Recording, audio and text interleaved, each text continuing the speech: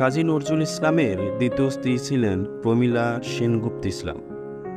নজরুলের প্রথম বিবাহ একজন মুসলিম মেয়ের সঙ্গে হয়, কিন্তু ওই বিয়ে একদিনও টেকেনি। শ্বশুরবাড়ির সঙ্গে কিছু একটা বিষয় নিয়ে তার বিরোধ বাধে। নজরুল এতটাই ক্রুদ্ধ হয়েছিলেন যে বিয়ের দিনই সেখান থেকে চলে আসেন। এরপর তার সঙ্গে প্রমীলা দেবীর বিয়ে হয়।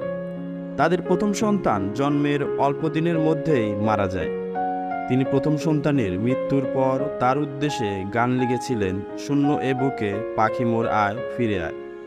এরপর তাদের পরপর 4টি সন্তান হয়। প্রথম 2 সন্তান মারা যায়। নজরুল ও প্রমীলার বিবাহিত জীবন ছিল দুঃখে দারিদ্র্যে ভরা।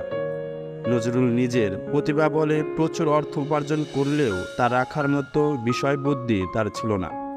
খানিকটা ভোলা ভোলা ধরনের ছিলেন তিনি। সম্ভবত তার কারণ হলো নজরুল নিজে কোনো পারিবারিক জীবন পাননি। তিনি ছিলেন তার বাবার দ্বিতীয় স্ত্রীর 6ষ্ঠ সন্তান।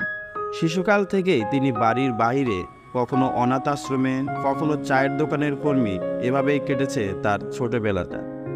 তিনি যখন গানে, অভিনয়ে, কাব্যে, সাহিত্যে খ্যাতির মধ্য গগনে ছিলেন, তখন তার বন্ধুবান্ধবের বৃত্তটিও ছিল বিশাল। কিন্তু নজরুল যখন 1941 সালে অসুস্থ হলেন, তখন তার পাশে সেবা করার জন্য ছিলেন কেবল তার স্ত্রী প্রমীলা দেবী। যেসব বন্ধুবান্ধব সবসময় তাকে ঘিরে থাকতো, একসঙ্গে গান বাজনার আসর বসাতো, চা পান চলতো, তারা সবাই তার দুর্দিনে পৃষ্ঠপ্রদর্শন করলেন। এমনকি তার আত্মীয় স্বজনও তার চিকিৎসার ব্যাপারে কোনো উদ্যোগ নেননি। এইভাবে প্রায় 10 বছর কেটে গেল। ভারতের স্বাধীনতার পর শ্যামাপ্রসাদ মুখার্জির উদ্যোগে নজরুল চিকিৎসা কমিটি নামে একটি কমিটি গঠন করা হয় ও অর্থ সংগ্রহ করে তাকে চিকিৎসার জন্য বিদেশে পাঠানো হয়। কিন্তু শ্যামাপ্রসাদ মুখার্জির যাবতীয় উদ্যোগ ব্যর্থতায় পর্যবেসিত হয়। নজরুলের অবস্থার কোনো উন্নতি হয় না। লন্ডন ও ভিয়েনার বিশেষজ্ঞ চিকিৎসকরা তাকে পরীক্ষা করে বলেন, নজরুল দুরারোগ্য ব্যাধিতে ভুগছেন, এই রোগ সারার কোনো সম্ভাবনাই নেই। নজরুল তার বাড়িতে ফিরে আসেন। এর মধ্যে প্রমীলা দেবী অসুস্থ হয়ে পড়েন। বিয়ের পরপর উপর্যুপরি সন্তান প্রসবের ধকল, 2টি সন্তানের মৃত্যু শোক এবং সর্বোপরি দারিদ্রতা তার স্বাস্থ্য নষ্ট করে দিয়েছিল। তিনি অসুস্থ হয়ে একেবারেই শয্যাশায়ী হয়ে পড়েন। দেহ মনের উপর এতটা চাপ তার শরীর নিতে পারেনি। তিনি অসুস্থ হওয়ার পর নজরুলকে সেবা করার আর কেউ রইল না। তার 2 সন্তান সব্যসাচী আবৃত্তি করতেন আর অনিরুদ্ধ গিটার বাজাতেন। নজরুলের বইয়ের বিক্রি বাবদ বেশ মোটা অঙ্কের টাকা তাদের হাতে আসত।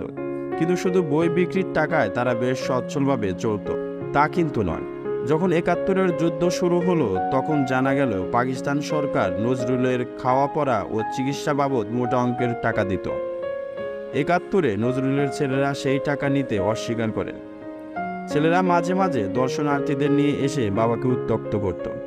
একবার একজন অটোগ্রাফ শিকারীকে বাবার কাছে নিয়ে এসে কাজী সব্যসাচী বললেন, বাবা, একটা সই করে দাও। নজরুল ফ্যাল করে তার দিকে তাকালেন।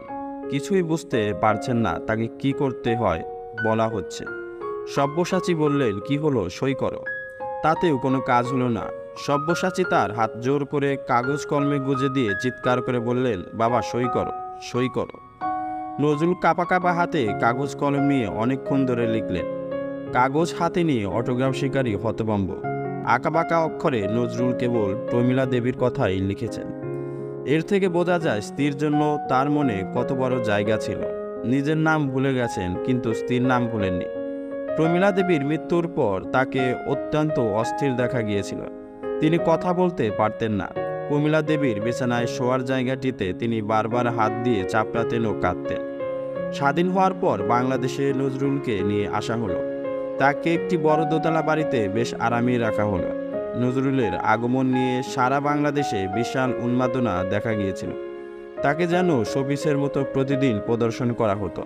কিন্তু কিছুদিনের মধ্যে সাধারণ মানুষ বুঝতে পারলেন, এই নজরুল তো সেই নজরুল নয়। এই নজরুল তো একজন জড় পদার্থ। এরপর নজরুলকে নিয়ে মাতামাতি বন্ধ হতে তাকে অন্য একটি ছোট্ট বাড়িতে নিয়ে যাওয়া হয়। প্রত্যক্ষদর্শীরা বলেছিলেন, নজরুল নাকি সেই দোতলা বাড়ি ছেড়ে যেতে চাননি। সিঁড়ির রেলিং আঁকড়ে ধরে আপত্তি জানিয়েছিলেন। এর কিছুদিন পরই তার মৃত্যু হয়। তিনি 1976 সালে মারা যান, মাত্র 77 বছর বয়সে। নজরুল চেয়েছিলেন তার ও তার স্ত্রীকে যেন মৃত্যুর পর পাশাপাশি একই জায়গায় সমাধিস্থ করা হয়, কিন্তু দুর্ভাগ্য, তার স্ত্রীর সমাধি চুরুলিয়ায় এবং তার সমাধি ঢাকায়।